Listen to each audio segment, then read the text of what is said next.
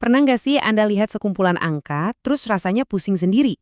Nah, hari ini kita bakal ubah semua kekacauan itu jadi sebuah cerita yang jelas. Kita akan lihat gimana cara kerja alat statistik sederhana untuk mengungkap wawasan yang mungkin nggak pernah kita duga sebelumnya, yang tersembunyi di balik data. Oke, coba dilihat ini. Apa yang bisa kita simpulkan dari angka-angka ini? Ini adalah data umur dari 50 orang terkaya di dunia. Bisa lihat trennya? Atau rata-ratanya? Apapun? Susah banget kan? Dalam bentuk mentah kayak gini, data ini praktis nggak ada gunanya. Cuma sekumpulan angka acak.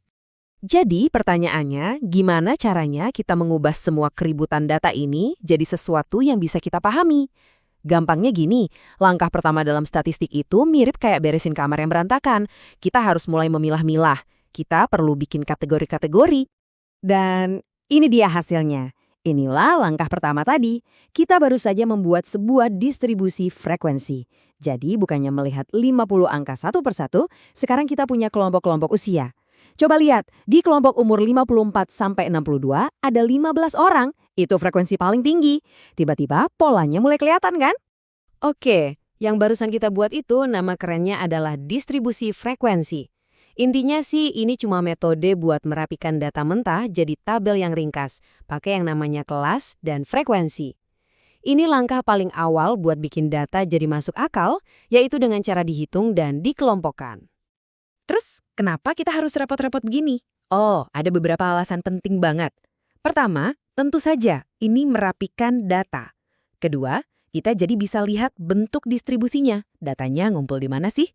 Ketiga, ini mempermudah perhitungan statistik lainnya nanti. Keempat, ini jadi dasar buat bikin grafik. Dan yang terakhir, ini bikin kita gampang buat membandingkan satu set data dengan data lainnya. Ini fondasi dari semua analisis data. Oke, data kita udah rapih nih. Sekarang saatnya buat langkah selanjutnya yang lebih seru lagi. Kita bakal sulap tabel yang sudah terorganisir ini jadi sesuatu yang bisa langsung diproses oleh otak kita. Sebuah gambar.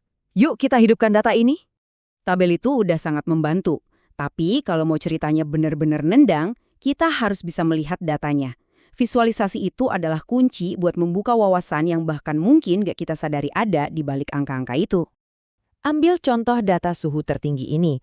Udah rapi dalam tabel distribusi frekuensi. Kita bisa lihat angkanya, tapi jujur deh, apa kita bisa langsung ngeh polanya gimana? Kayaknya masih bisa kita buat lebih jelas lagi. Tara! Begitu diubah jadi histogram, mata kita langsung tahu jawabannya. Puncak tertinggi, kelompok suhu yang paling sering muncul, kelihatan jelas banget. Nggak perlu baca, nggak perlu bandingin angka satu-satu. Kita langsung paham dalam sekejap. Itulah kekuatan visual. Nah, grafik yang powerful ini namanya histogram. Ini salah satu cara paling umum buat memvisualisasikan sebuah distribusi. Batang-batang vertikal itu nunjukin frekuensi setiap kelas. Dan coba perhatikan, batangnya saling menempel kan? Itu artinya data di sumbu horizontalnya seperti suhu atau usia sifatnya berkelanjutan. Tapi, eits, tunggu dulu. Histogram itu bukan satu-satunya senjata kita loh. Beda cerita yang mau kita sampaikan, beda juga grafik yang paling pas buat dipakai. Setiap grafik punya kekuatannya masing-masing. Gini deh gampangnya, kalau Anda mau lihat sebaran nilai di kelas, ada berapa yang dapat A, B, dan C, histogram itu jagonya. Tapi, kalau Anda mau menunjukkan gimana alokasi budget bulanan untuk sewa, makan, hiburan, nah, grafik pie itu paling pas buat menunjukkan bagian-bagian dari sebuah keseluruhan. Nah, ini dia contoh sempurna dari grafik pie, atau versi gaulnya, grafik donat. Tanpa perlu melototin persentasenya, kita bisa langsung lihat kalau penipuan kartu kredit adalah potongan kue terbesar dalam masalah pencurian identitas. Coba bayangin kalau harus cari tahu ini dari sekumpulan angka mentah. Selain pakai batang-batang, ada juga yang pakai garis, namanya polygon frekuensi.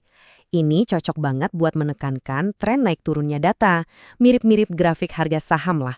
Jadi, kita bisa dapat gambaran yang lebih halus tentang pergerakan data. Jadi, mari kita rangkum semuanya dan lihat lagi seberapa jauh perjalanan kita. Dari yang tadinya berantakan, sampai akhirnya jadi jelas. Ingat kan, kita mulai dari sini. Cuma tumpukan angka yang bikin pusing. Nggak ada ceritanya sama sekali, cuma noise atau kebisingan. Dan kita ubah jadi ini. Sebuah cerita yang gamblang dan jelas. Kita bisa langsung lihat kalau mayoritas orang terkaya ada di rentang usia 54 sampai 62 tahun. Dari yang tadinya cuma noise, sekarang jadi wawasan. Keren kan? Itulah kekuatan visualisasi.